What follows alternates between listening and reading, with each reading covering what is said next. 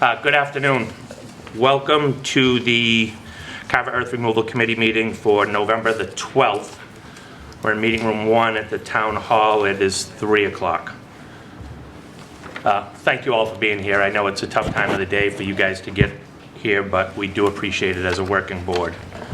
If you could all silence your cell phones, please. Myself, or when I recuse myself, Roger will ask the board members for any comments first, then the audience may or may not be recognized, depends on what's going on, and with a limit of no more than 2 minutes. The chair or the vice chair will have the right to stop the meeting at any point that he sees fit based on outbursts or what have you. Just please keep your comments to yourselves until you're called upon, please. Area 58, thank you very much for being here and recording us. Is there anybody else recording today? What's your name, sir, for the record? Aaron. Ashley, did you get that? Thank you. Okay. Anybody else?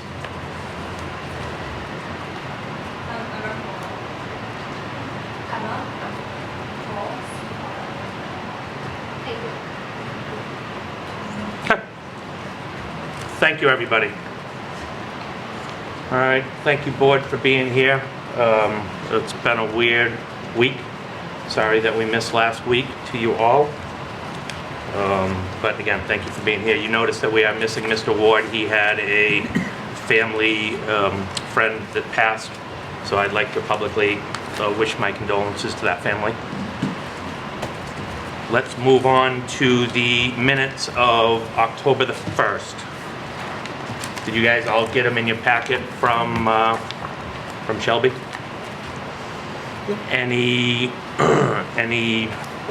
approval? I'll entertain a motion so we can discuss them if you'd like. Mr. Chair, if I may, I noticed a mistake. Under the public hearing of ADM, the second to last page, page 4, it's documented that there was a 6-0 unanimous vote. I was not part of that conversation, out of the room, and recused from it. So that should be a 5, I would imagine 0-1, similar to how the vote was recorded for the next hearing, Right. Stating that you abstained from the vote. That is correct. If we can reflect that in the minutes today, Ashley, that we're going to amend those in that fashion. Do we make a motion to amend that way, or do we ask her to do that? I'd entertain a motion to accept the minutes with the friendly amendment. So Anybody? I'd make a motion that we approve the minutes with the change and to reflect that John Mason recused himself from the vote, and the vote versus 6-0 unanimous should be 6-0 unanimous should be 5-0-1 So if you can just make sure you talk right into the mic. on the Right. Makepeace project. Yes, thank Yeah, make sure you guys talk into the mic so the folks at home can hear us. And I'm sorry, the fan is going, so. you. On the Makepeace project. Ashley, did you get that? That's on the 80 Makepeace project. I have a motion. Do I have a second on the motion? I'll second it. John seconds it. Do we have any further discussion on the minutes with the amendment to them? All those in favor signify by saying aye. Aye. Aye. Any opposed? Any abstentions? Thank you. Ashley, that's 5-0. So, one of the things that's next on our agenda is the discussion of site visits conducted on the 5th of October. I'm going to hold off on those discussions because they were initial site walks for 2 impending permits or 2 applications. So we'll just, when it comes time that we're talking about those particular permits, we can discuss our site visit discussions then. That work for you guys? Mm-hmm. Okay. All right, so the next meeting date, if we follow our current trajectory is slated for December the 3rd at 3 o'clock, which is the first Tuesday of December, right here in Meeting Room 1. Everybody good with that?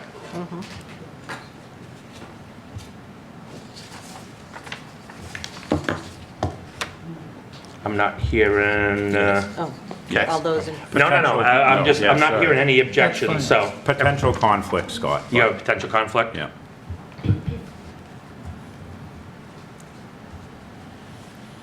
Would we rather do another date so we can have John here? Again, this is just discussion, there's nothing set in stone.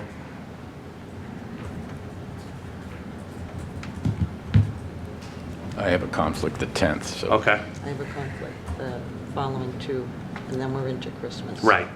That would be too close to Christmas, so. Let's stick with the 3rd. If it's a potential conflict, John? Yeah, I'll keep you posted. Yep, that'd be Yeah. great. Mr. Chairman, I'm not available on the 3rd. Okay. I'm in court.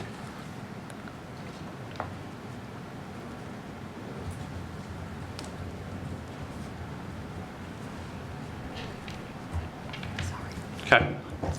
Everybody else good with that? We're just going to assume that Mr. Ward is? Generally is. Right. So we can go from there. Okay, so next meeting date will be December the 3rd, 2024 at 3 o'clock right here in this room. With any luck, that conflict does not present itself. All right, there is one of the revisions to the agenda is the invoice discussion. I had received an invoice or month end from Operations and Maintenance, John Woods, the DPW, which reflected a very large number. I got to chatting with the finance director. I got to chatting with John, and what really happens is we approved a substantial amount of money on October 1st at our last meeting, $128,000 and change. What that invoice of $74,000 that I received reflects is that it actually came in and had been paid. So to a new guy like myself, not having done invoices with the town, they ask for the money, they get it approved at meeting, the invoice comes in, they pay it based on and vote up or down from the committee, and we go from there.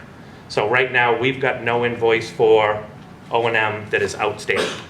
We approved the $128,000. The invoice I had wanted to discuss has been paid. So does that help you guys a little bit understand? It certainly helped me with discussions with Karen and with John. The other invoice I have is from GGS Consulting. Glenn Cannon, the town administrator, and I were looking for some record-keeping work. Glenn came in, George came in, I should say, and was able to go through all of our records for us, and we have an invoice for him for $1,995, which, with your approval, I would like to approve as submitted. So if you guys want to, I'll entertain a motion one way or the other. What's the name of it? GGS Consulting. Yeah, make a motion that we approve payment to GGS Consulting LLC for $1,995. Yes, sir. Do I have a second? I'll second that. Any discussion from the board? I will tell you that he went through all of our bankers boxes. He went through all of our inventory, if you will, of paperwork, checks received, yardage amounts, and he has presented us with a nice spreadsheet explaining where everything is, which has been on our long sheet for a very long time. So that's what that number is for. It's just in essence, it's a housekeeping situation. So that's my discussion. Anybody else? All those in favor signify by saying aye. Aye. Aye. Aye. Any opposed? Any abstentions? Thank you. Actually, that's unanimous as well. And Mr. Forg is not present with us. So that takes care of that. What I'd like to do is open the continued public hearing for the AD Makepeace Cranberry Company LLC for a permit of earth removal located off of Federal Road on map 131, lots 1 and 2 and 1 and 3. They are not present. They had a conflict. So at this point here, I'll entertain a motion to further continue their public hearing to the next meeting, which is the December 3rd, 2024, 3 o'clock in this meeting room 1. I'm going to recuse myself from that vote, Scott. Okay, thank you very much, John. Yeah, I'll make that motion to continue. Roger, thank you. I second it. Judy, second. Any further discussion? All those in favor signify by saying aye. Aye. Aye. Aye. Any opposed? And the 1 abstention. So we are 4-0-1. Thank you, Ashley. With that, everybody, that ends my part of this meeting. I'm going to turn it over to Roger Device, very capable hands. I would appreciate all of your folks giving Roger the respect that you give me. It's greatly appreciated for the next permit that's in front of us. Thanks. Roger, thank you very much. Thank you. Excuse me, Yes, sir. what items is Roger going to be taking care of? Is it Makepeace or? No, it's the Fruit Dior. We're Thank going you to very much. reopen that. That's all I wanted to know. Thank you very much, Mike. Thank you. Appreciate the help. My pleasure. Thank you, Amy. See you, We'll see you Scott. soon. Okay, we're going to continue the hearing of Fruit Dior Real Estate for a permit of earth removal located off Mayflower Road, Carver Assessors Parcels 122-18, 122-10, 122-2, 122-4, and 5-2. Right. The current time is 3:12. Did you get that? All right. On October 5th, the board met at the site where the application is coming in, met with Dan Gagne of Beals, as well as Craig Medeiros of Fruit Dior, both up here. The project need and requirements were discussed, and I'm going to ask each of the board members to comment on what they found, after which I'll ask the applicants to respond to those comments and then open for public comment. So, anybody? Mike, you want to start?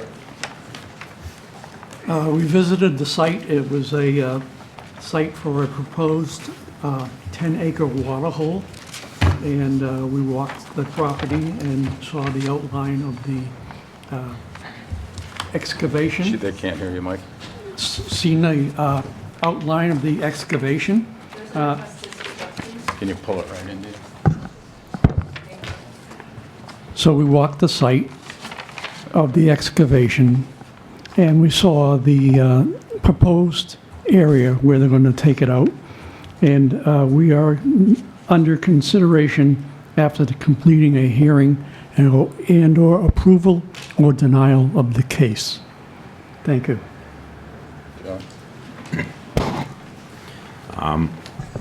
I was present for the site walk on October 5th.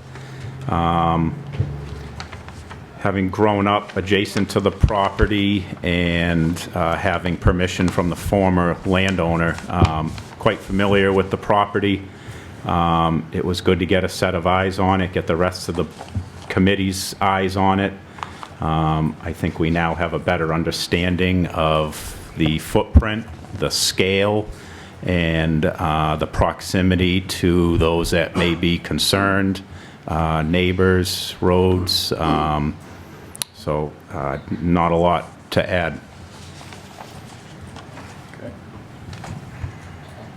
Judy? As they said before me, that they're proposed to clear 10 acres to put a new water supply source in there.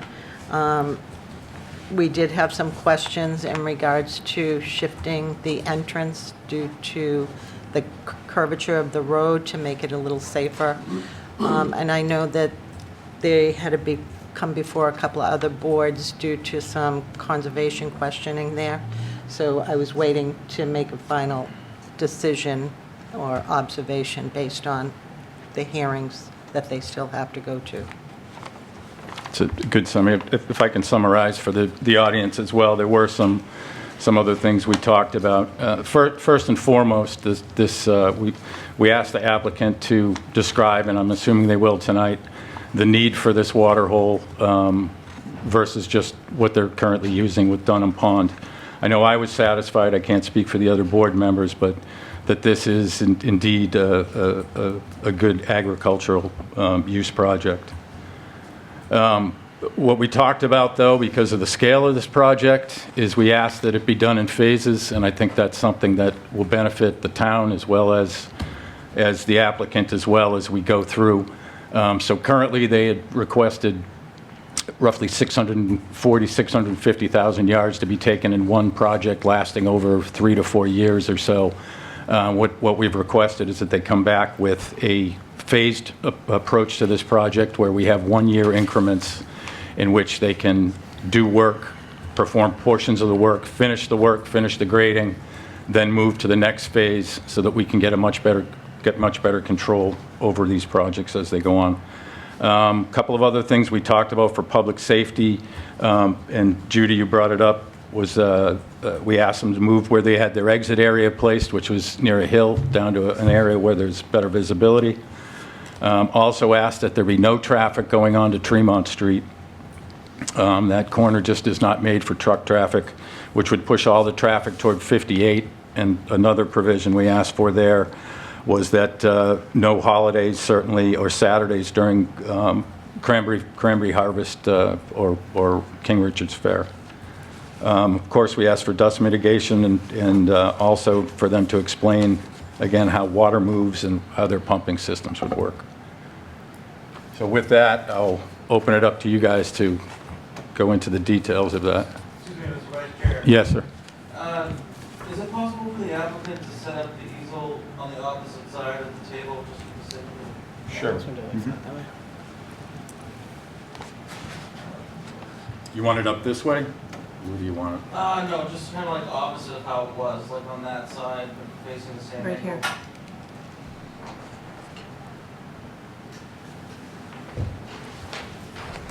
I was trying to capture what it Great.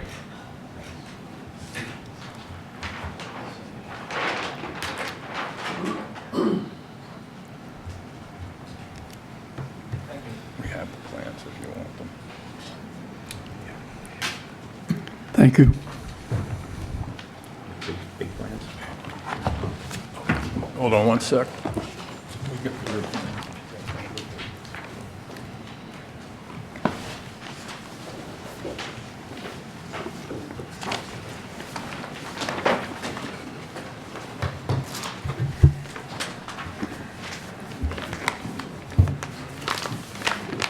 Yeah, I'll share one. It's the same thing we're looking at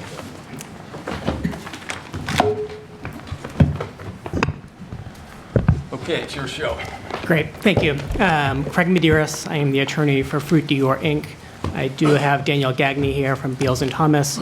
I plan on giving a brief overview. If you do have any engineering-related questions, I'll direct them to Daniel.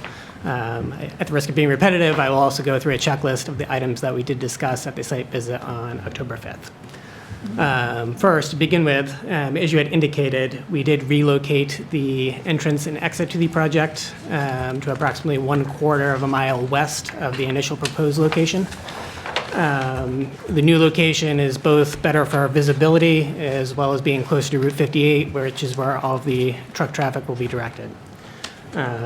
As I just said, as one condition of this permit, we would be looking to have a limitation that all traffic is directed to Route 58. No traffic will be permitted to go to Tremont Street. In terms of truck trips, we are proposing a phased approach as suggested by the board. What we are proposing is 3 phasing periods of 1 year each. As you indicated, there are slightly over 600,000 yards of material proposed to be excavated as part of the construction of the agricultural reservoir. We anticipate keeping approximately 50 yards of material on site for operation and maintenance of the bogs, and the remainder of the material will be trucked off-site. In terms of truck trips, we'd be looking at approximately 50 truck trips per day. We'd be looking at a typical schedule for the Earth and Mill Committee, which would be 7 to 5, Monday through Friday, approximately 8 to 1 on Saturdays, taking into account, as you said, both King Richard's Fair, Cranberry Harbor season, as well as any local busing timeframes, which may be busy. We'll look to limit disturbance during those time periods. One item which will mitigate some of the effects to the neighbors as part of this project is we are proposing that the site be wet excavated as opposed to dry excavated. Also, in an attempt to appease any or mitigate any impacts to neighbors, as part of our phased approach, we'd be looking to start the first phase closer to Denham Pond, which is farther away from neighbors. So that'd be our first phase. The second phase would be in the middle. The third phase would be closer to Mayflower Road. So again, it'll be farther away from abutters. The disturbance to abutters would be approximately 3 years later on when it's in the phase 3 of the project. Also, if there are any issues with neighboring wells or farther away, we'd be able to address those at this appropriate time before it became a larger issue with the neighbors. Our revised plans do show pump equipment involved. There was a description that was relatively detailed regarding usage of the water, but effectively there will be 2 pumps located on the agricultural reservoir. The purpose of them will be to service all of the bogs to the east of the reservoir, which are the older bogs there. In a longer-term plan, these bogs will probably be renovated. That's one of the main reasons that we're getting into this is we want to have a fully functional system before the bogs are renovated to make sure we have an adequate water supply. Again, we will primarily utilize the water supply from this agricultural reservoir. If it is insufficient or we need more water, it will be utilized from Denham Pond. Dan can talk about it more in terms of dust mitigation, our dust mitigation plan, but one of our mitigating factors, again, is that we are going to be wet excavating, so there should be less dust impact to neighboring properties. Also, as a side note, I did wind up meeting with the Conservation Commission to discuss the project last week. We had a good discussion. One thing which they talked about was our staging areas. So as proposed on our plans, we do have 2 staging areas. One which is very close to the cranberry bogs on the easterly side, and then one which is kind of on the southerly side of the agricultural reservoir. So one item which we're proposing is during the pendency of phase 1 and phase 2 of the project, is a staging area. We're actually going to utilize the area where the reservoir is located, which will keep us out of the 65 and 100-foot buffer zones. And then once we get to the third phase, because there will be no more land to have as a staging area, we'll utilize the staging area to the south as much as possible and only use the staging area to the east if it's absolutely necessary. So there'll be an effort to have less impact or less disturbance in the wetlands buffer zones. If the board does have any questions, I'd be happy to answer anything. You have any other questions? No, your revised plans here certainly address, I think, all of our concerns. Starting from north to south, I think mitigates dust even more so. Are you confident you're going to be able to dig it to the same depth without pumping it dry and wet digging it? Yeah, so no. So in theory, if we don't get to that depth via wet mining, the pond will actually be less deep than we proposed. So that is a best case scenario for us in terms of depth for the water hole, but it's entirely possible that the reservoir is not as deep as indicated on the plans. So it depends on the site conditions. They do have equipment to wet mine. It is entirely possible they don't get to the 62 feet elevation. But if they do, that is the deepest that the reservoir will be permitted to be. You guys are confident without the guarantee of going that deep, you'll still have the reserve capacity you're looking to achieve with this water hole. Yeah, I mean, any capacity is going to help. I mean, if we get to an issue where our elevation is 75, it's still going to assist. Well, we still need to utilize Dunham Pond to a certain extent if that's the case, most likely. But like I said, it will assist in reliance on Dunham Pond. It will assist in tailwater recovery. Either way, tailwater recovery can be sourced to this reservoir. So it does have benefit to the operation either way and to the impacts on Dunham Pond, which is a National Heritage mapped area. So favoring that southern staging area after phase 2, as you complete phase 3, I would imagine is because you view that easterly staging area as a more vulnerable area to dust and... It's more vulnerable, it's more in the open, and then from a conservation perspective, that is wetlands, so it is Next to the within bog, 10 or 15 yeah. feet of the wetlands, as opposed to the southerly boundary, which is 50 to 75 feet away from the primary bogs. So from a conservation standpoint, it serves as a buffer. So again, it's hopefully the intent not to utilize it, but if we absolutely need to, we'd utilize it as a staging area.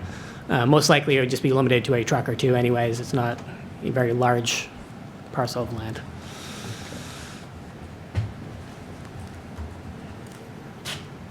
Yeah, thank you for being receptive to some of our concerns here. I think this revised plan addresses the major concerns I had. So, Is this a tailwater recovery pond? It is. So it's I mean, it's both a water source as well as a tailwater recovery pond, so it serves both purposes. Okay, and you'll pump out of the pond, and then what would you do? Pump it back into the pond when you're finished? Correct. To a certain extent, some of the water will still flow back into Dunham Pond. It's not exclusive, but some of the pumping is going to go back into the tailwater recovery pond. It has to do with the hydraulic conditions of the site. It can't be exclusive, but like I said, it limits the both tailwater recovery and reliance as a water source on Dunham Pond. Very good.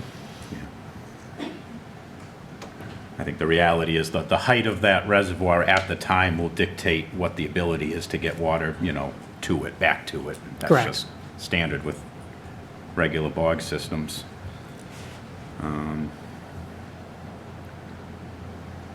Actually, one item which I did not mention, which will come up, when we did locate the adjoining wells, they're actually mapped on one of our plan submittal pages. The closest well to our project, which will be in phase 3, is approximately 850 feet away from the reservoir. So again, we're starting phase 1 as far away as possible from those wells, moving closer. So if there are any issues, we'd be able to stop the project at that time, mitigate any issues, and figure it out with the neighbors.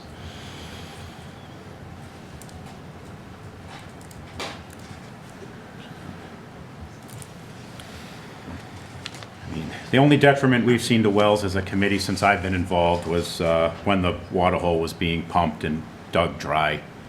I've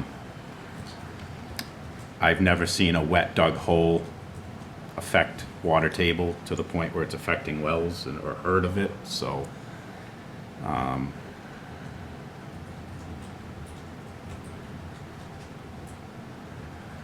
Dust, I see dust as your biggest vulnerability here, so. I think doing it in phases, cutting it in phases, stripping it in phases helps immensely. The economy can go up and down. The rate that material moves out of there is going to go up and down, and the last thing we want is that whole hillside stripped, blowing in the wind Sure. while you wait to sell it. As So- proposed by the board, annually we'll come in, we'll submit as-built to make sure everything is done as pursuant to the plan, Yeah, that would be the process. and then have an extension period from each year. Yeah, we would, to go. we would, Yeah. in essence, approve the continuation into the next phase and the next phase, as long as everything's done according to the plans. One concern I failed to mention, but noticed when we did the site visit, there are 0 posted signs, anything. I have a concern for the public safety. There's nothing at those gates telling them that it's not public land, and I think it would behoove you all to post this for the public safety. Sure. Also, if possible, we'll try to inform the public proactively while they're Yeah. out there. Obviously, it's a actively operated cranberry bog, so we'll spread that word that once the earth removal particularly does begin, that the public should Yeah. And how not do be you on the property. propose to spread the word? Excuse me? How are you going to tell the people that you're digging and I what mean, you're- we'll post it, obviously, as suggested by John, but like I said, also, we can proactively, while the people are walking around the bogs, which is very common out there, there was actually one neighbor out there, just actively, by word of mouth, have them informed that this project is going to be ongoing. And what's the total number of acres in cranberries surrounding this water? So only the bogs to the east are going to be serviced by this reservoir, and there's approximately, I believe, 36.6 acres of bogs which will be serviced by this reservoir. The remainder of the bogs to the west are already served by 2 water sources, so they will not be serviced by this reservoir. Very good. Judy, you have any? Just one thing that I noticed when you did the trucking, the Saturdays, I know we have to still confirm your times of starting and stopping. And you took into consideration King Richard's Fair that's here. Not operated, yep. But 50 trucks per day, Monday through Friday. What about Saturday? Because your hours Saturday probably will be permanent from 8 to 1. Yeah, I mean, realistically, So- especially with wet picking, they're never going to be able to get to 50 trucks per day at that point. If the board has some concern about And I know that. there's going to be a truck lug anyway, so. Yeah, so I think logistically, it could never get to that 50 trucks. If the board wanted to limit 5 hours to 35 trucks on Saturdays, I believe that would be fine. Or something like that. I don't even think they'll hit 35 trucks during that time period, but if the board was inclined to limit the trucks on a Saturday, that would be fine. I'm just thinking of people traveling, because I know that road is used for like a cut through, because it cuts off a whole triangle of people going from north to south. That was one of my questions, and I believe also we were waiting for the conservation to get back, because are they doing a site walk? So I had a meeting with conservation last week. They did visit the site already. Emil, the conservation agent, visited the site. He then discussed the site with members of the board. I believe there are 2 or 3 members of the board that did a site walk. The remainder did not. So we had a discussion about the site at their last hearing, which they generally didn't have many concerns with the project. One of the mitigating factors for them is they only generally look at activities which are in the 100-foot buffer zone, as well as the 65-foot buffer zone. So that is why, for the staging area, they weren't necessarily in favor of that, because it was very close to the cranberry bogs, so they wanted the limitation of using that as much as possible. But most of the actual reservoir is not located in a buffer zone. There's approximately about 40 to 50 feet on the right-hand side, which runs along the buffer zone of the cranberry bog. But in this case, the wetlands aren't like a typical bordering vegetative wetlands, it's the bogs themselves. So we want to be as close to the bog as possible, because that's what we're utilizing this water source for, is to flood and act as a water source for the bogs. So it doesn't really make sense for us to pull back the reservoir to get farther away from the bog, which we're servicing. So again, they did voice some general concerns with effect on the wetlands, but they recognized that it was agriculturally exempt. And we did just talk about limiting access to that staging area. And a good portion of this land is not within a wetlands area. The bogs to the west are all upland bogs, so it's only the bogs to the east which are a wetland area. Got it. And you have 2 main entrance ways that you can get into that work area? So we're only going to utilize the entrance and exit area that the board proposed for the earth removal. The other entrance exit will be used for the normal operation and maintenance of the Cranberry Bog still. I was just, like John was saying, the signage to let people know that Yeah, I there's, mean, realistically, Put we're going them to put there. signs up all over the place, at both entrances as well as down the street, but we will plan on doing that. So you had talked there about either limiting truck traffic on Saturday, but I also think you said like hours 8 to 1 or something on Saturday, so that's going to limit it. I looked at some previous permits granted, and 8 7 to to 1 5 was and 8 the to 1, yeah. Saturday, so that would be acceptable. Yeah. Okay. You all right with that, Judy? I mean, it's only going to give them 4 hours. If they can get 50 trucks in there, they're doing something. Yep. Okay. One thing we always look to when dealing with water holes excavation is, as a safety concern, having a service road at the toe of a slope before it goes into the water. Heaven forbid a kid go rolling down a hill or sledding. As you phase this project and dig the water hole, I think it's going to be important that we don't have a face of a hill going directly into the water source, and that we always maintain some sort of a shelved service road there for safety measures. Sure, that makes sense as a condition as well. Yeah.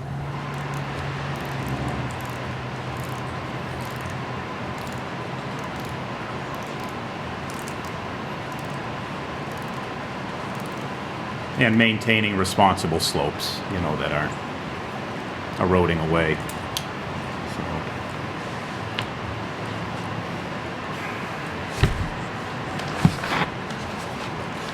That's not in the plan. Did you want an addition to that?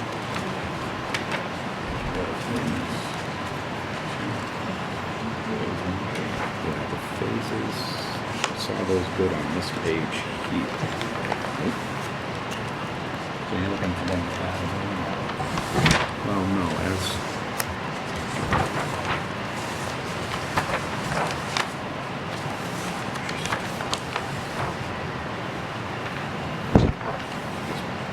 as they're digging a hole, not have a slope going down into it from this side. I see what you're saying. Okay. All right.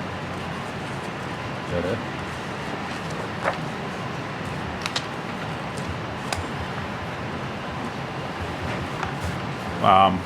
Specifics on a plan for dust control. Hopefully you're planning on at least daily, if not twice a day. Does it give? There's a, Yeah, that's located I'm on sheet sorry. C 1.1. yeah. Dust control includes water misting to reduce dust during excavation, material transport, grading and earthwork is needed. During transport or excavation, excavated soil. I see it under the dust control plan here, number 1. Water misting to reduce dust during excavation, materials management, and grading / earthwork as needed.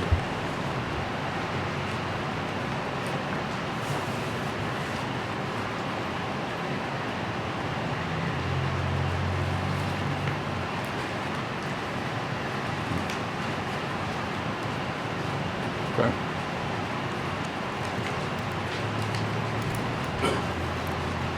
That's all I have. Good. Anything else? Okay.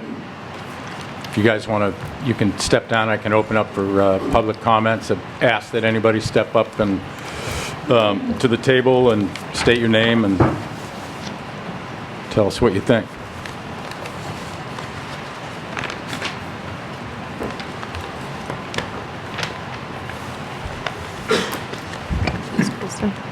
Can you hear me okay? Yeah. Hi, my name is Dawn Egan, and I'm a resident on Mayflower Road.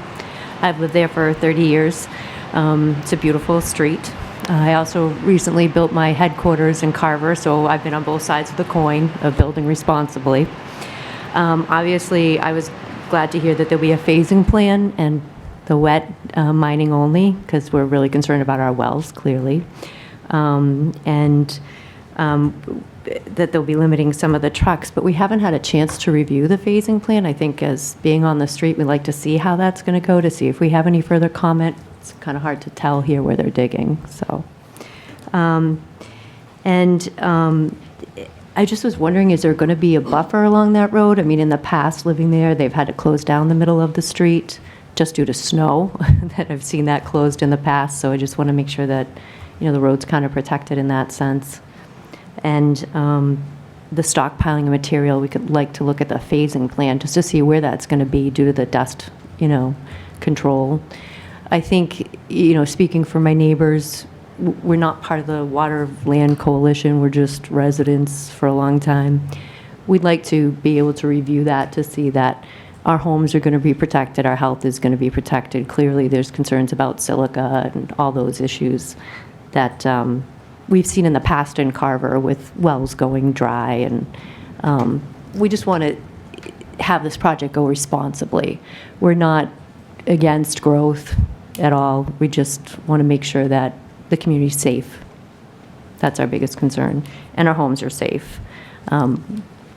In the past on the street and in other projects, like I said, the wells have gone dry. People have had to repaint their houses due to the dust. It can get pretty crazy on a day like today where it's so windy. So we just want to make sure that it's taken care of and maybe have a chance to review those plans. So I don't know if we can request a copy or it's unable to see. Is that something to discuss? I absolutely can request a copy of the plans to review. Okay, so maybe just, you can let us know how to do Sure. that. Remedies to think about, because again, we're not opposed to blocking this project. It's more considering the general liability. In the past, residents have gotten bonds on their homes and their wells. Do they have pollution insurance? I mean, that's a separate policy than general liability. That would be something maybe we could review or discuss.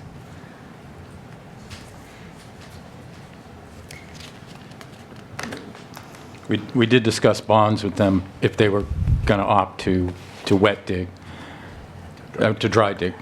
To dry, but the wet, yeah, I know. Yeah, but to wet, we were less concerned about that for sure. Okay, right. I mean, I know on my business property here in town, we had to do monitoring wells. I don't know if that's something that they would, could look into. It's just hard to do after the fact. It's something I just would like to be proactive of. And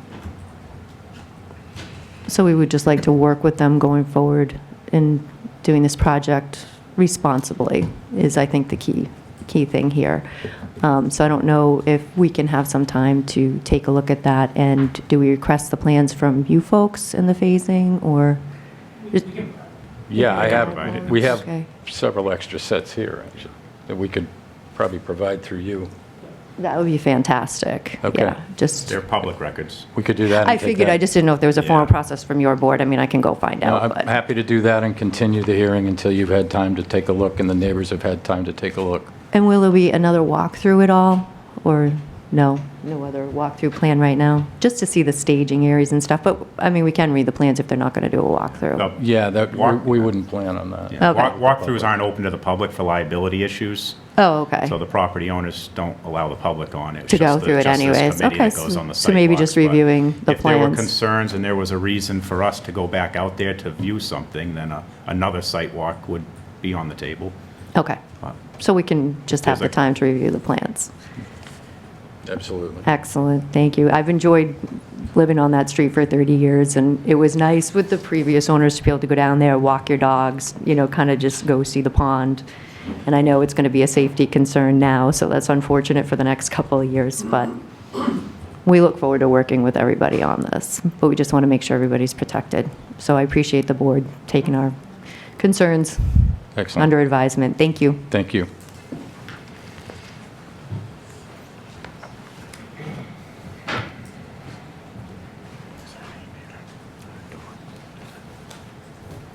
Ladies and gentlemen, I'm Doug Bankert. I live at 93 Mayflower Road, Carver. My concerns there, I had a similar project digging a water hole in my backyard. I requested to my well to be bonded this panel agreed to it. So they bonded the well. They did a test well, so they established a benchmark of where the water level is before you start digging. And they dug it wet, which I know that you guys, in the dust was crazy. There was so much dust that I called the chairman, and he went up there and took a video of it, and he showed it to everybody on this panel. So there's a few concerns there. I've been there for 35 years, and I'm at the highest point. So you guys start digging, who's gonna lose water first? Probably me.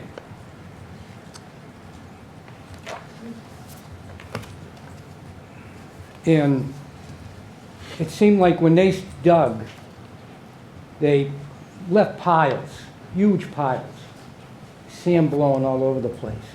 Maybe if you guys could get the, I don't want to stop anything, but I want to make you guys understand that I've been there 35 years, and I want some kind of assurance, not just a handshake.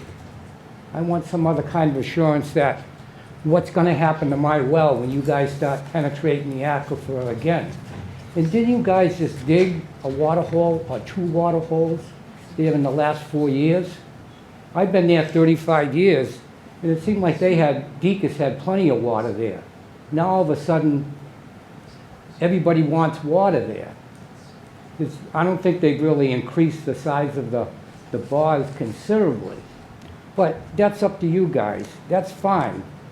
Go ahead and take the sand or whatever you want, but we want to make sure that you're going to do it and not just push us aside. And I'd like to see that in writing, you know, as in bond the wells. I know you don't want to bond anything, but what is that? What is a bond? 3%? What are you going to make on that project? So if you had to bond everybody's well at $25,000 a well, all right, 8 wells, so you're going to spend $6 grand, and wouldn't that be good insurance for you folks too? Think about it. Because you don't know, you're looking at a hydraulic report from 1972. Think about that too. There's a lot of things here that than just, you know, all the truck traffic. I understand that. You know, that's part of the business. But the part of the business is not messing up our wells or choking us out with sand. That's my biggest concern. And then when you're done, don't leave piles of junk dirt there to blow all over the place. And you're gonna, you know, slope it and all that. And I can show you proof where I was before this panel back in 2013, where they did bond my well, and they put a test well there.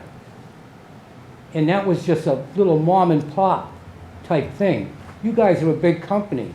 You gotta step up to the plate and do the right thing. Thank you. Enough said. You know, and by the way, I'm not connected with any of these activists or anything.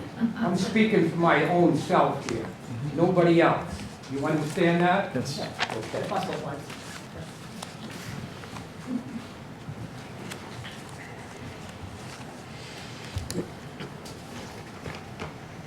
Looks like we're good. No, sorry. It's up to you. Okay. You guys Yeah. work it out. Hello.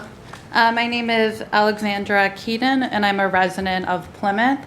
And I'm here to request that you deny the permit application for the new sand mine in Mayflower Road.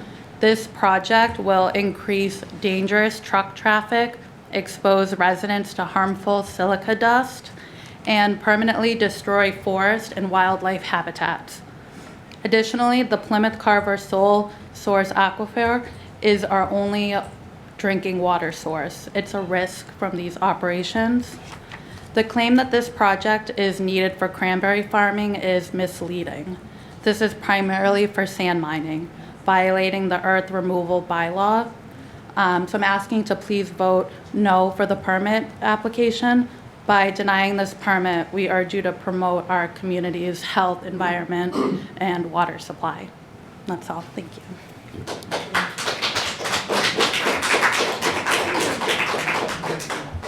Sorry, she I'm was, sorry. she was, sorry. I just had a question.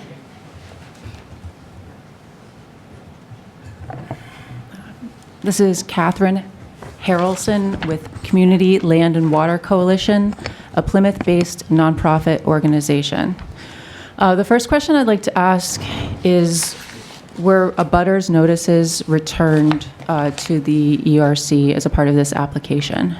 As far as I know. I'd ask the, We handled them in last hearing. Last hearing, okay, thank you. It was not part of the permit application I have, so, okay, thank you. I just wanted to check on that. I'm going to be speaking about two things. I'm going to be speaking about the groundwater on site and also about the conversation with the Conservation Commission that took place on November 6th.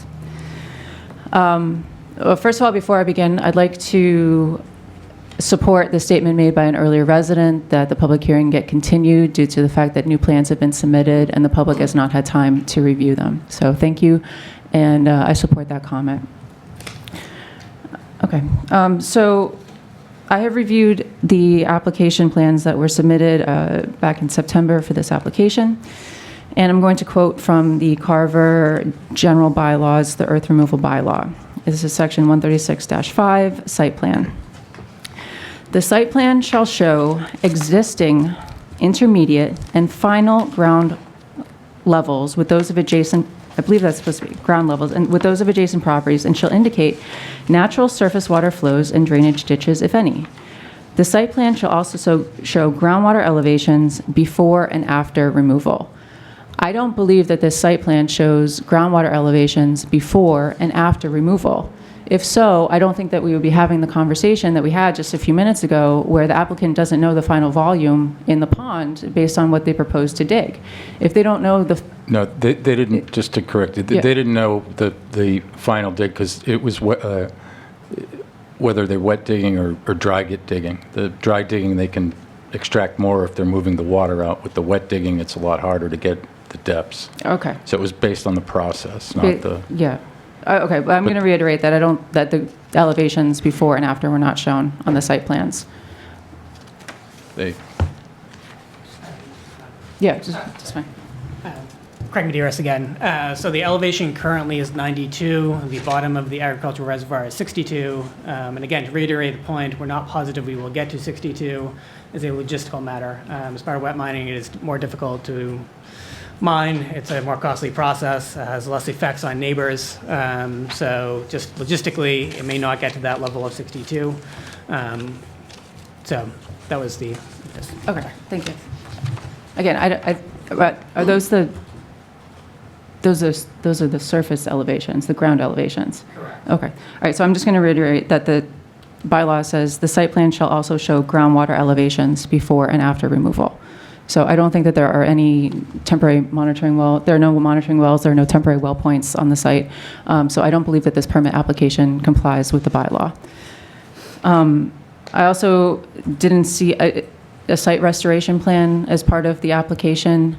And I'd also like to propose that the Earth Removal Committee considers seeding or some sort of restoration process during the phasing as part of the erosion and dust control. That is part of it. Or something like that. Okay. Now I'm going to move on to what I observed during the applicant's presentation before the Carver Conservation Committee on November 6th. There are several disconcerting statements made during that presentation.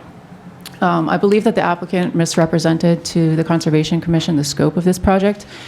There was sort of confusion and talk around the total volume of earth removed. At several points during the conversation, the applicant stated that the total volume of earth removed was going to be 600,000 cubic yards, whereas the earth removal application states 640,000 cubic yards.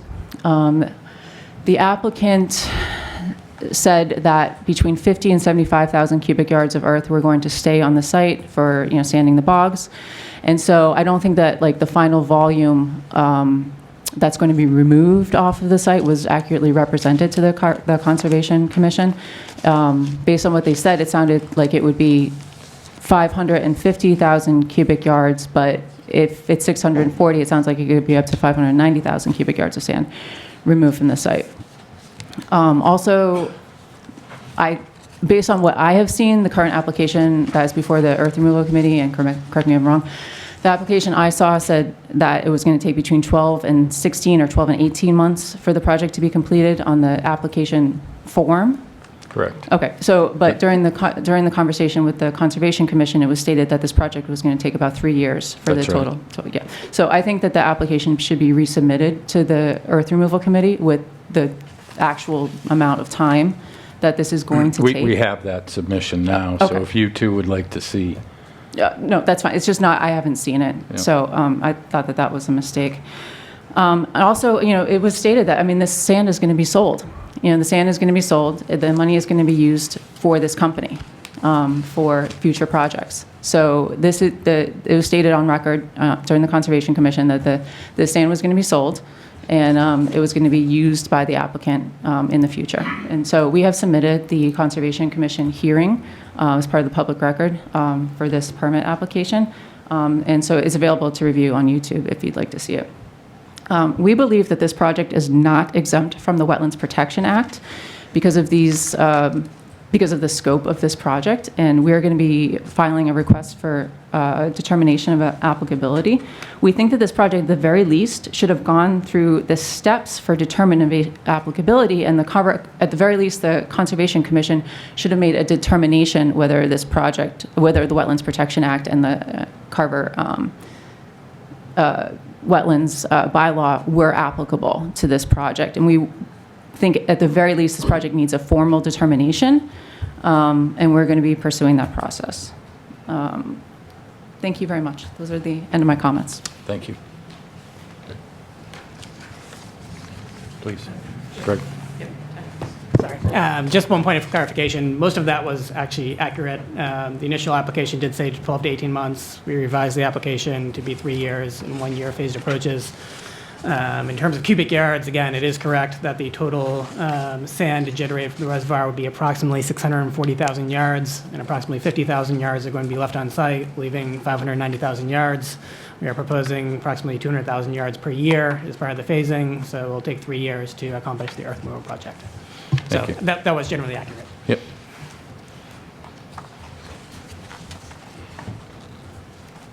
Karen Lapham, Main Street, Carver. I just had a question, but I think it kind of got answered. My concern that I thought of was, so how are we measuring the depths of the digging and the water levels?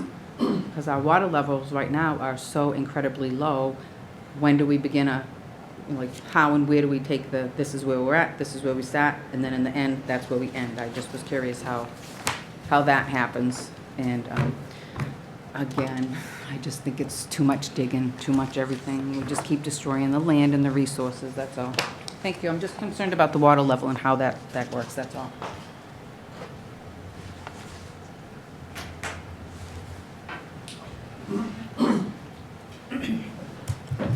My name is Roberta Rogers, and I'm from Pine Tree Village.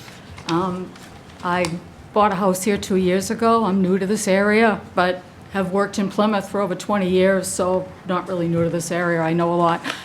47 years of nursing. I've done public health, that sort of thing, and I've mostly worked with the community, going into people's houses, talking to people in real time, what's going on with them, what's going on with their health, what's going on with their water, what's going on with their food, everything.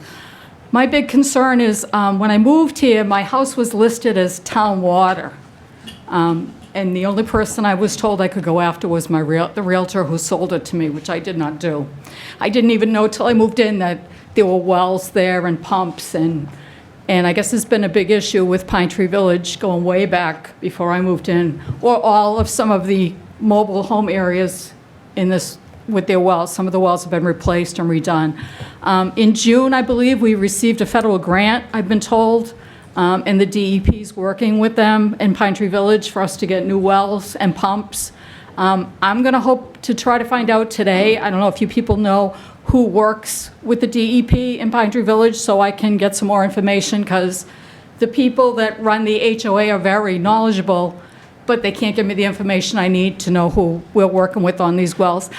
I can't drink the water at my house.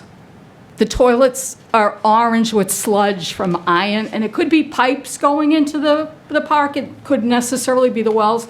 I'm very knowledgeable, but not as knowledgeable as some as regards to the water in the wells. So I didn't know if the DEP could address some of that as far as like any other wells or issues, or if I could find out who we're working with. Because I have to buy 60 to 100 gallons of water a month because I can't drink the water there. I know it's not above any levels, but if it's clogging my filters and people are changing appliances every 3 years because of whether it's iron sediment or whatever's in this, it's an issue. And I'm talking to people that their wells are going dry. I'm talking to people in Middleborough who say they can't drink the water because there's plastic in it. But I'm also here because of the animals. This past year on Wareham Road, I have rescued more turtles than I have seen in years that are crossing the road, standing in the middle of the road. We've already had sightings of bear, fox, deer in Pine Tree Village. And with all this equipment, vibration, all that sort of thing, animals are moving. There was raccoons in my tree the other night. So I'm concerned about displacement of animals, and I don't understand, because I don't have the knowledge of the conservation of what animals are being affected in these wetlands. I know when they were working on the airport in Marshfield, there was an issues with box turtles and endangered salamanders. So I would like to get some more information on the animals in this area. I would like to hear from the DEP on about levels of water and if it's going to affect my wells, because I don't know. I have no idea. Thank you so much. Thank you.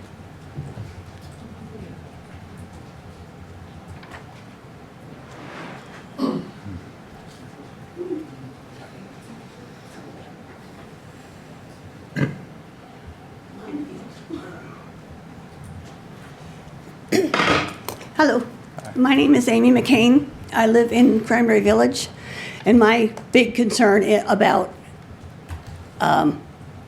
another dig site is the trucks. We border on two sides of Cranberry Road and Furnace Road, Federal Road, and we've got trucks going both of those roads all day long. It's not just 50 from one, it's 50 from each dig site that's surrounding us. And now, when we go down Furnace Road to Wareham, we're dealing with a couple hundred trucks a day.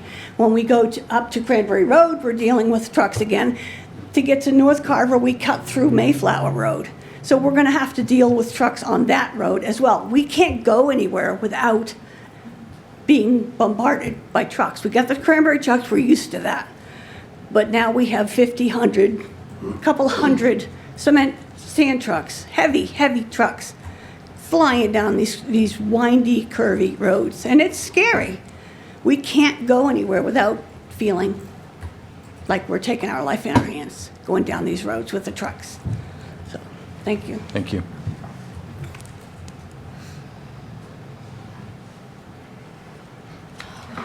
My name's Linda Jacobs, and I live also in Cranberry Village, resident of Carver. What people have already, I'll be repeating what other people have said. It's very upsetting. I'm surrounded by sand mines. I was really, I took notice of the man who spoke a while ago who lives on Mayflower Road, who has seen the bogs where this project is going to happen, and was his guess and his opinion that the bogs have been functioning fine with the amount of water that's already provided, just his guess. And I'm just really skeptical of the purpose of all these companies that are putting in multiple acre water holes. This is a 10-acre water hole. Is it really to support the cranberry bogs, or is it to make a good deal, millions of dollars selling the sand? This company wants to sell the sand. It's just very upsetting to see the area where I'm living just dug up here and there. It looks terrible. I know that there's animals, like a couple of people have said, there's animals without homes, animals that are dying. We are all breathing the dust. And our water supply is in danger. It's just crazy to me that people, you folks, or people who are approving these plans have the lack of foresight that we're not going to have water to drink. That's insane. 70% of our bodies are water. We have to have water, and you're just polluting it. And they're not here today, Makepeace, but their engineer was saying, oh, there's no danger at all of polluting the aquifer. The rain is going to, diffuse the chemicals. And I mean, these water pools are going to be out into the bogs and back, whatever you call it, the return things. I mean, and it's going to go into our water supply. Somebody here even referred to digging in the aquifer. It's not like we're just digging deep enough to find water. It was said here today, we're digging in the aquifer. That is our water supply. I just don't understand. I've been coming to these hearings for a very short time, just since May. You all listen, and then you vote to approve things. I don't understand it. It just doesn't seem like, it's sane. It's crazy. Thank you. Thank you.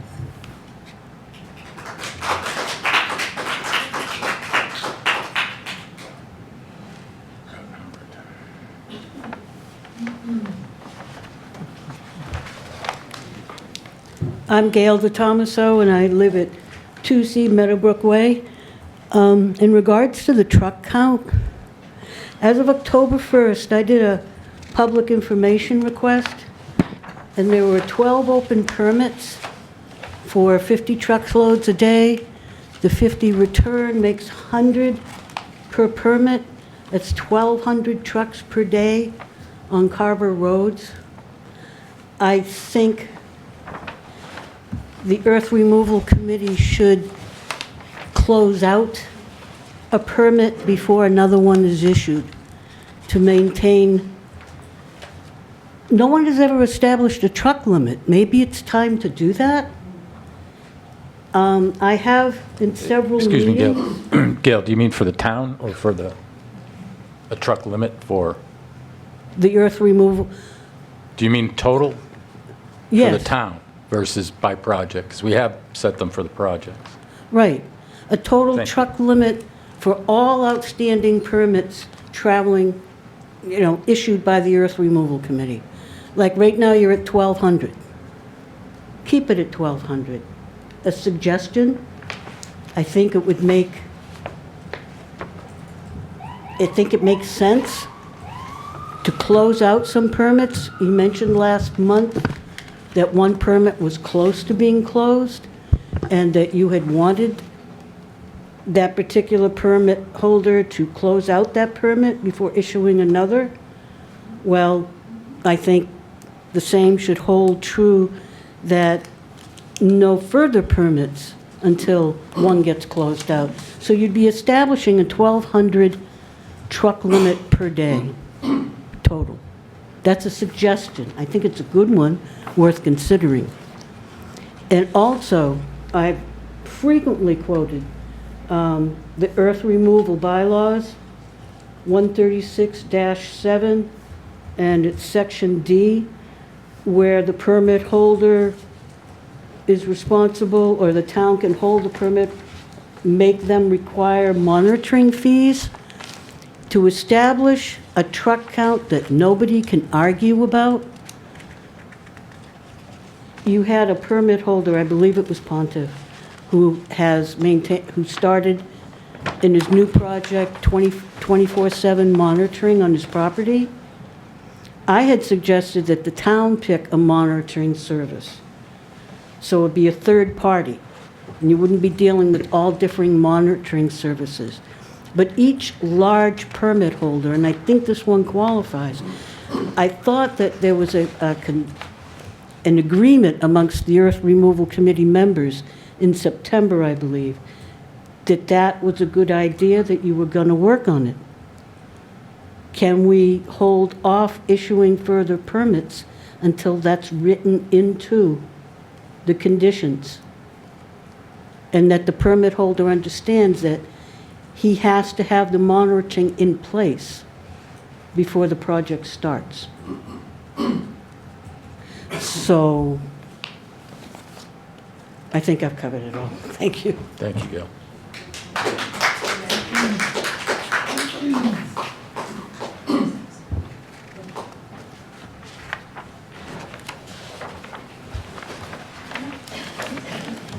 I'm Judy Pratt. I live on Meadow Street, and we have had some firsthand experience about these projects. We're not against cranberry growers or anything like that, but we are concerned about our water.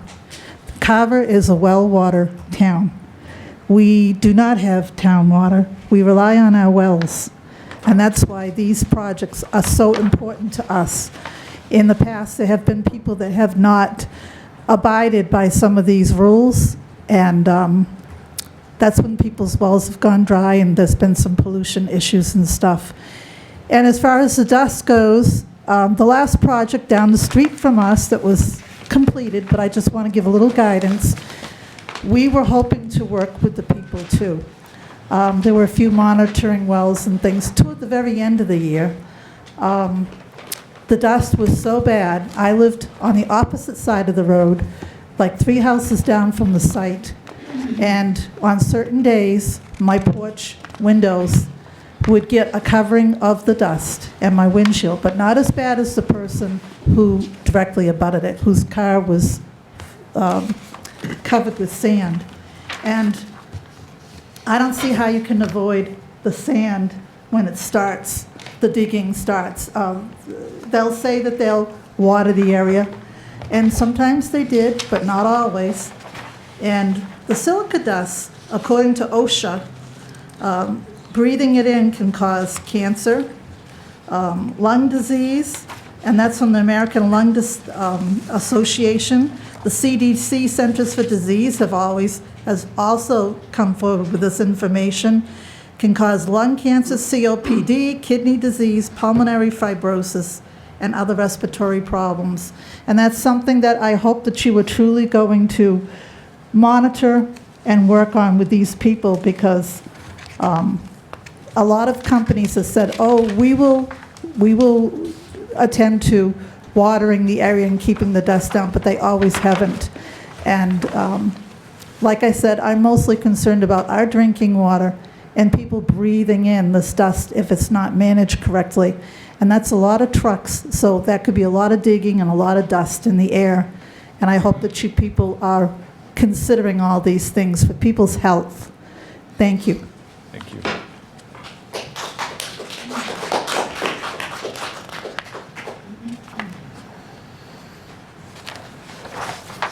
Hello, my name is May Colleen. I live at Copper Lantern Lane, resident of Carver. I believe that scheduling these open meetings and public hearings after 5 p.m. would encourage public participation and promote transparency. I'm respectfully requesting reconsidering the time for these ERC meetings. I'm also wondering who will be financially responsible for any harm to our water supply, damage to our wells, and personal health and safety. Thank you.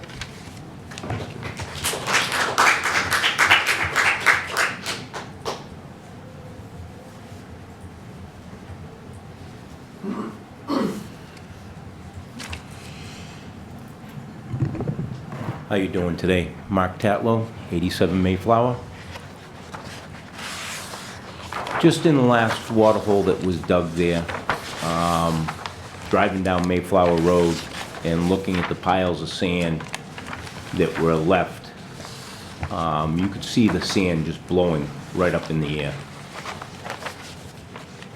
I know I work construction. We abide by strict guidelines on silica. It is an issue. I don't know if there's any way that we can monitor the air and confirm that we're not having that. I know the way the wind blows off Dunham Pond and across, it does not help things. My swimming pool, there's some days that you could see a clear layer of sand on the bottom of it. So you know the sand's blowing through the air. Some days you can't open the windows on the house. Everything's covered in a fine mist of silt that's right across everything. I've worked plenty of construction sites where they've had developments going, And that's one of the complaints from most of the residents that are moving in while the construction sites are still ongoing.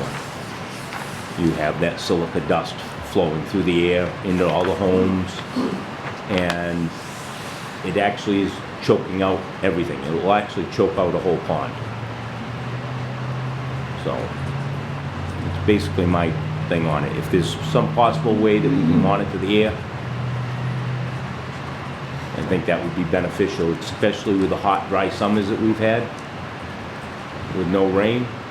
And again, like Doug said, and a couple other people, with the lack of rain, water table's down. And my other question on this is, I understand that they're going to be recycling the water, but when they tap or cut through a vein, any of that water that may be coming back that could be contaminated is now susceptible to travel throughout the water table. That's been proven down to Otis. I know Otis is a separate scenario because the government was just dumping fuel, but it did pocket. And when wells started pulling stuff different directions, that started causing more and more problems because it started pulling the contaminants to different areas instead of being stuck in one location. That's about all I got to say. Thank you.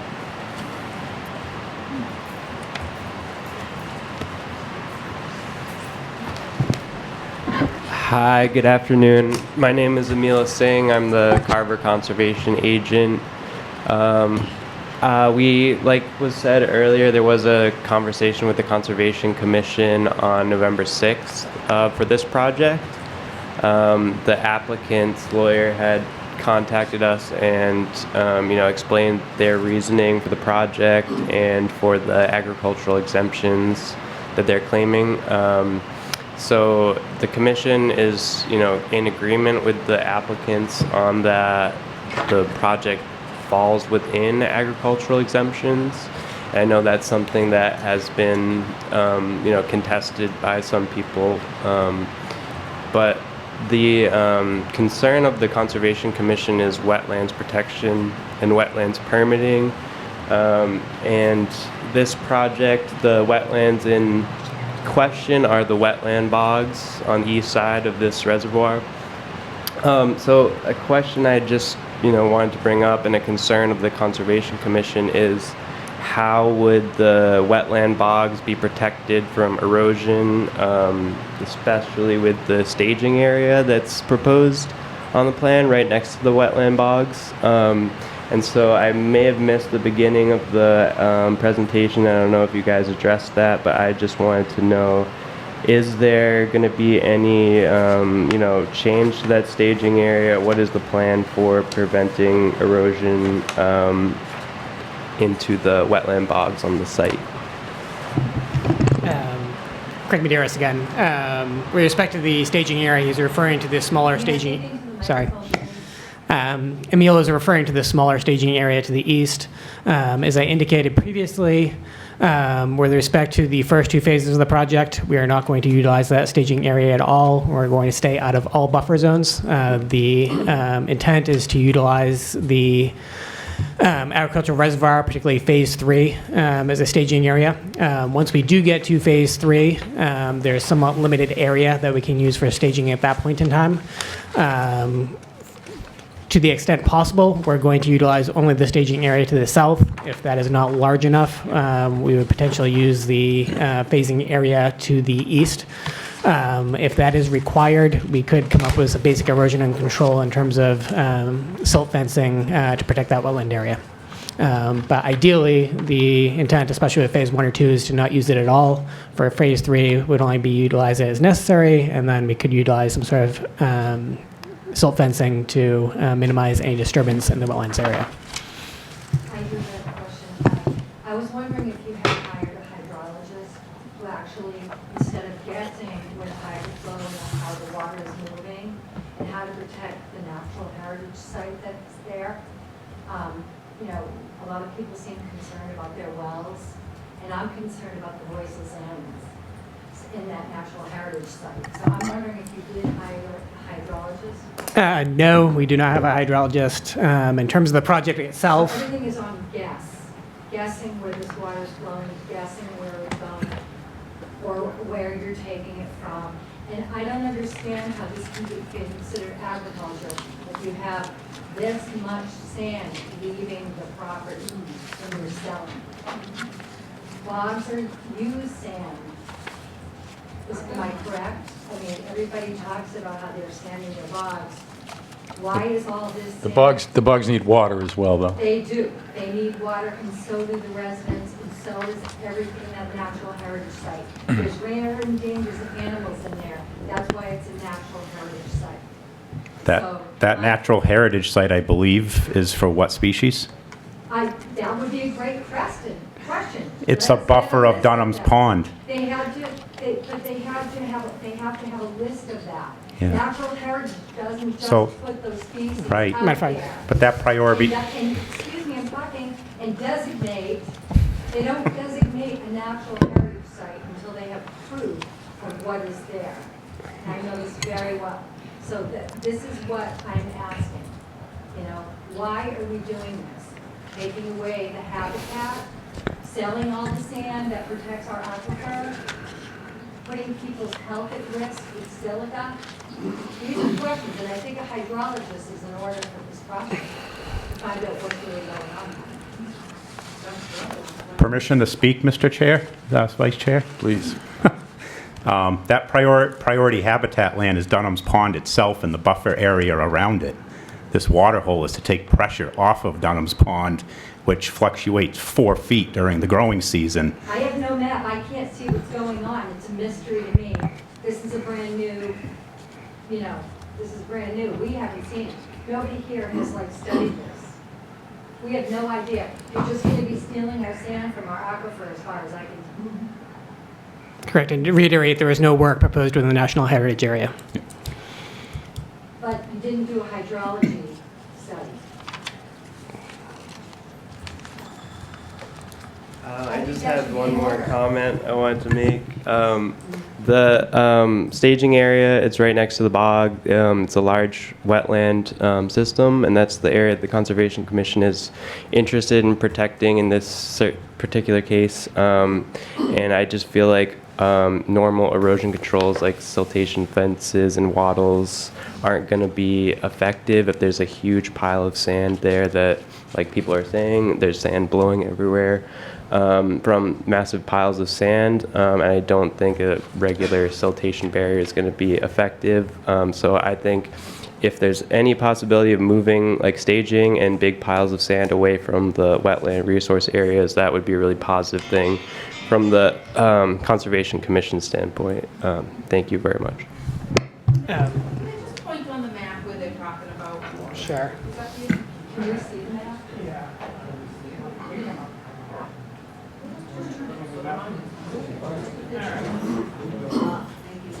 The two staging areas, the Mayflower staging area here. In terms of phasing, our phases would be phase 1 here, phase 2 here, phase 3 there. So the phase would be as far away from the houses as possible to begin with, to get close. If there are any issues, they can investigate issues. But to begin with, we can far away as possible.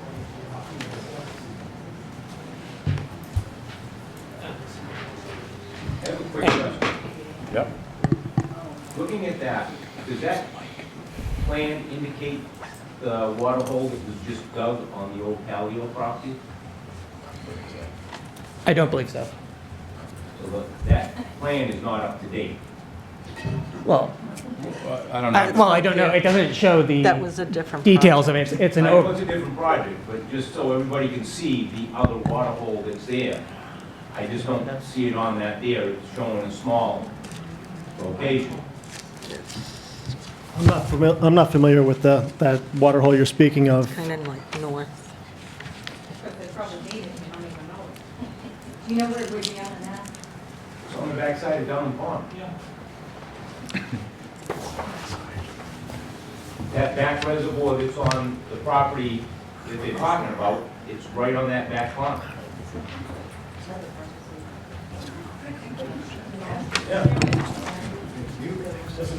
Down pond here? Yep. Is this the water hole you're thinking of? No, that's not the water hole I'm thinking of. The water hole is the one that sits over here now, which looks bigger than that. That is not our property? I know that, but that's something that should be on there for reference. Does it connect to something? Why? I don't know. I don't understand why This doesn't pertain to. it doesn't pertain to this I project know or that. permit. Just so people can see what's there for another water hole as well. The plan should be up to date.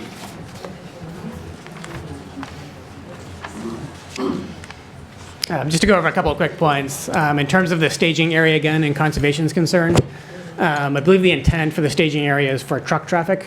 We can agree not to store sand there. We can utilize the other staging area for sand storage. So if that is a concern, we can mitigate that. We do not have to store sand there. As to an earlier point which was made, we would be perfectly fine with respect to monitoring truck traffic, whatever the board has determined with the other applications in terms of monitoring the 50 truck day per limit. We would be fine accepting that as a condition of the permit as well. And again, just to reiterate, as part of our phasing of our project, we're starting as far away from the residents as possible.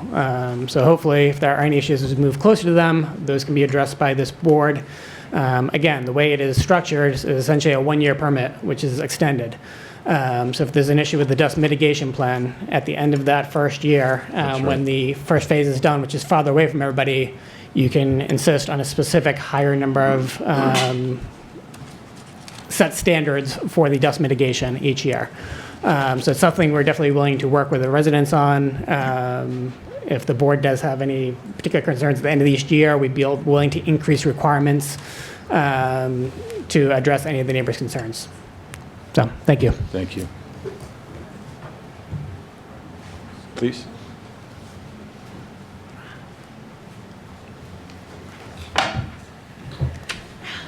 Amy McCain again, 14 Lincoln Circle. I was going to save this for the Makepeace hearing, but it seems to be irrelevant here. The Makepeace came to Cranberry Village and tried to talk up their plan, saying how it was wonderful and it wasn't harmful and blah, blah, blah. This man specifically said, it's not silica sand. He knows sand, he can look at it, it's not silica sand.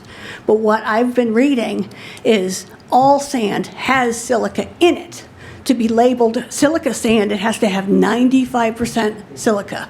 So if it has 94%, it's not silica sand, but it has 94% silica in it.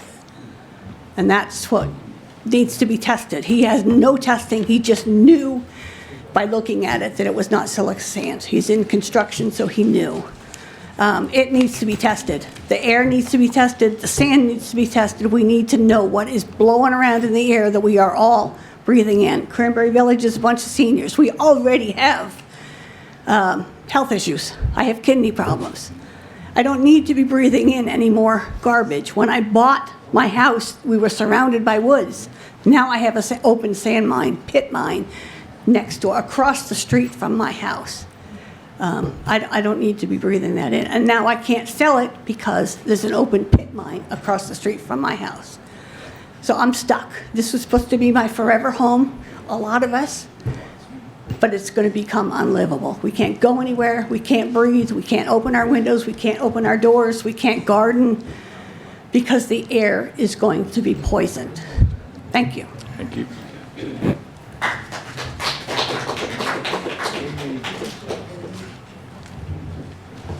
Oh, boy.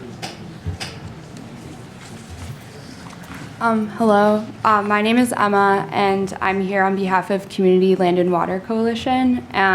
And since sand and gravel mining started in this area around 2016, operations have resulted in ongoing emissions of sand, dust, and noise, as many people have stated here today. Approving this permit could further undermine local zoning protections and allow for more heavy industry to bypass regulations that protect this environment and the community. One of the major concerns, as was stated just before, is the lack of independent testing for silica dust emissions despite the well-documented health risks. The Earth Removal Committee has not required any form of silica testing for over 30 sand mines permitted since 1990. Residents have reported sand entering their homes, vehicles, impacting their daily lives and health. I've personally seen it, and it's frankly shocking. I think it's essential that the ERC takes these concerns seriously by mandating air quality testing for silica dust and particulate matter from this project. We urge the ERC to take action and to prioritize the community's well-being by enforcing responsible oversight on this project. Thank you for your attention. Hello. And I also have handouts. Hello. You said your name was Emma. What's your last name? Kroll. Thank you very PC. much. Yeah. Could I hand these to you, potentially? Are there just one set Yeah, or it's the this? same Okay, we'll pass them out. Thank you. Okay. Sure. Why not? This is my big night out, guys. This board, Karen Lapham, Main Street again. I just kind of get confused. I've been coming to these earth removal meetings for 2-3 years now, and, you know, other projects that have gone on and other things that have happened, it's like, I just feel like there's a hydrologist. Nobody's talked about a hydrologist till now, I guess, and it's like, it just seems strange that these big projects come along, and why wouldn't it be a main concern of everybody wanting to know what the most recent and accurate information is before we start these big projects and start worrying about is somebody's well going to be affected in this and that. We've had, you guys know we had these issues a year or two ago with all this digging and stuff, and I just, it kind of blows my mind that we didn't learn before. We should have a hydrologist test before we start doing any of that, and of course all these air things, and they should all be written into the beginning, not be mainstream partways through it and then say, oh, well, we should do this, or maybe someone should suggest that. It should be part of the board's projects right from the get-go, that this is what our town requires when we're doing such and such size of a project. And this is a giant project, and it's just crazy that we've let other ones do it, and we just don't think that we should.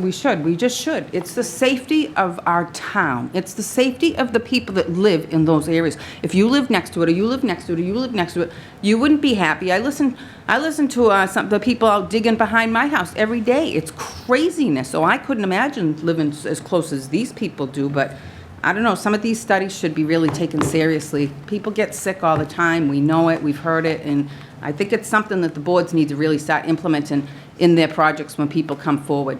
And shame on you guys for not thinking a big project like this shouldn't have that done to begin with, but it's just crappy little Carver to you guys. Right. Thank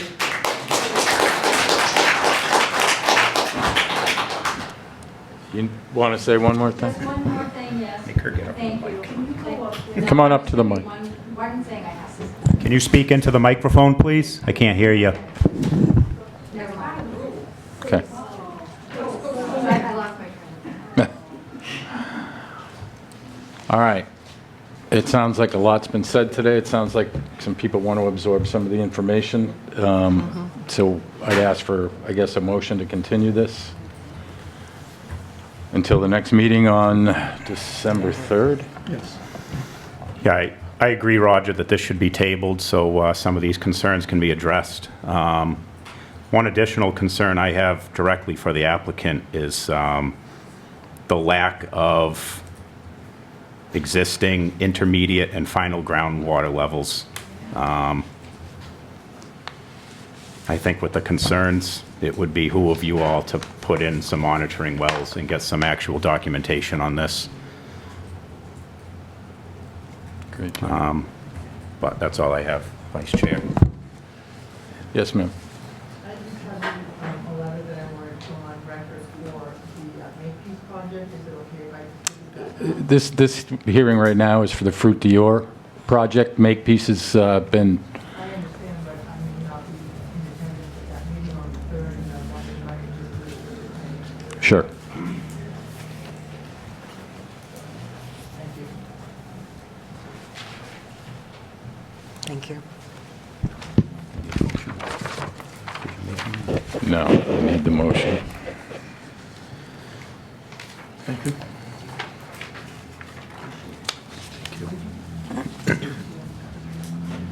Sure. Sure thing. Anything else? No, I agree. We've heard a lot tonight. We have some other things we have to fine tune with the permit.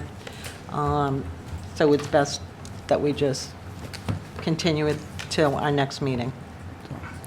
I'll make the motion to continue this public hearing of Fruit Dior Real Estate for a permit of earth removal located off Mayflower Road, Carver Assessors Parcel 122-18, 122-10, 122-2, 122-4, and 5-2 until the next scheduled earth removal committee meeting, December 3rd at 3 o'clock in this meeting room. Correct. Do I have a second? I'll second that. Okay. I'll second that. All in favor of continuing? Aye. Aye. Aye. Aye. 4-0 on that. Now we need a motion to adjourn. I make a motion that we adjourn the meeting today. The time is 4:35 PM. I second that. All in favor? Aye. Aye. Aye. 4-0.